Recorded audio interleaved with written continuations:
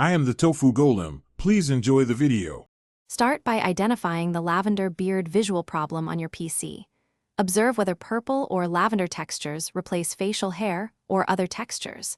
Check if the artifact appears in multiple games or only a single title. Note your GPU driver version and current RAM usage before changing settings. Take a screenshot and record the game name and DirectX version. This information helps isolate missing textures, corrupted shaders, or driver incompatibilities. Apply quick fixes that resolve most Lavenderbeard issues in minutes. Update your GPU driver to the latest version using official vendor software like NVIDIA GeForce Experience. Verify game files in Steam through Properties, Local Files, and Verify Integrity. Delete the shader cache in Documents or the game folder and then relaunch the game. Switch the game between DirectX 11 and DirectX 12 to test rendering differences. Also temporarily disable mods to confirm if a mod causes the problem. If quick fixes fail, follow advanced repair steps to restore normal textures.